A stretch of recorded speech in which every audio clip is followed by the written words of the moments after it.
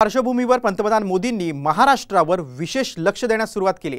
February महिन्यात मोदी 3 वेळा महाराष्ट्राचा दौरा करणार असल्याचं बोललं जाते आणि त्याच अनुषंगाने खुद्द मोदीच आता महाराष्ट्राच्या मैदानात उतरल्याचं पाहायला मिळतंय। पाहूयात एक रिपोर्ट। पंतप्रधान मोदींचं महाराष्ट्रावर विशेष लक्ष। फेब्रुवारी महिन्यात मोदी तिसऱ्यांदा महाराष्ट्रात। लोकसभेसाठी मोदींची नेमकी रणनीती काय?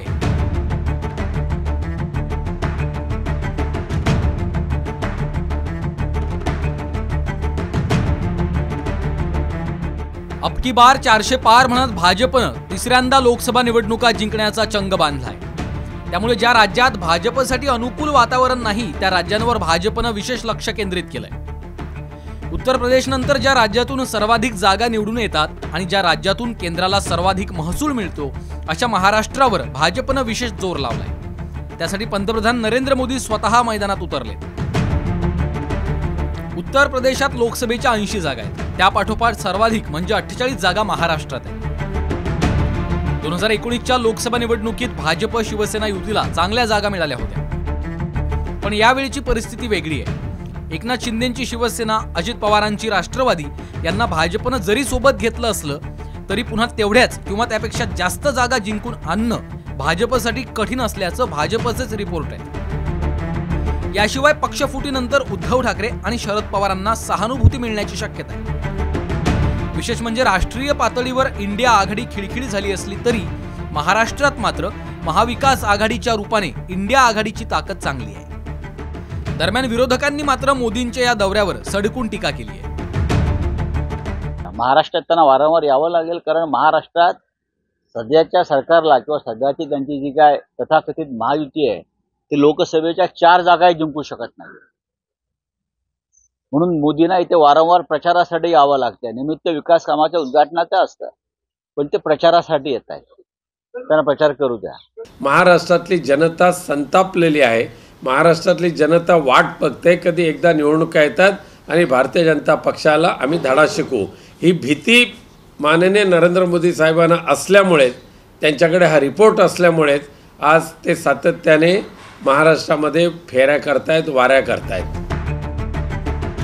तर पंतप्रधान मोदींनी महाराष्ट्रातून लढावं अशी इच्छा सत्ताधारी गटातनं व्यक्त केली जाते।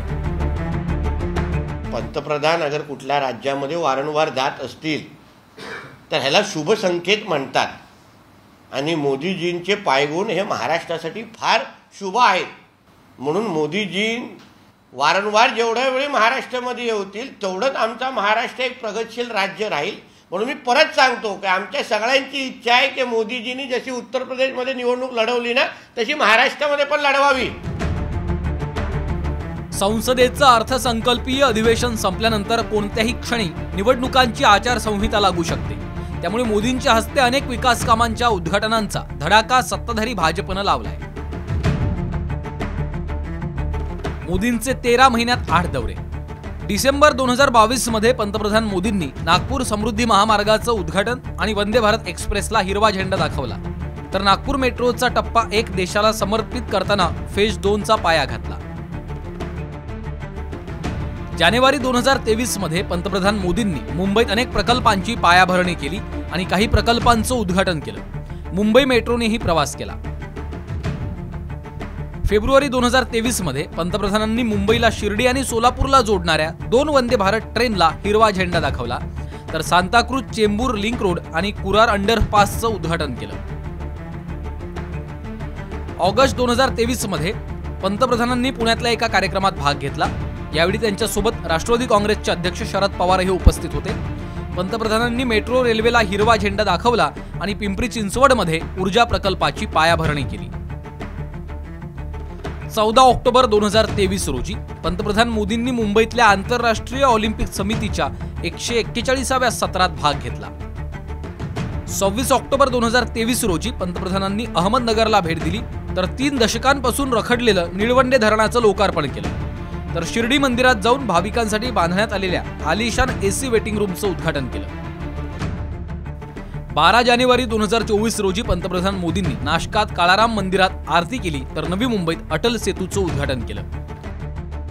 19 जानेवारी 2024 रोजी देशातल्या सर्वात मोठ्या सोलापुरातल्या गृहनिर्माण प्रकल्पांचं मोदींच्या हस्ते लोकार्पण पार पडलं.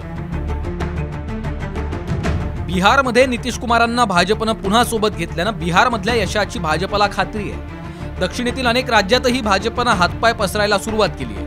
त्याच्या जोडीला विकास कामांच्या उद्घाटनाच्या नावाखाली मोदींचे सततचे दौरे नियोजित करून महाराष्ट्रातही वातावरण निर्मिती केली जाते. ब्युरो रिपोर्ट, साम टीव्ही न्यूज.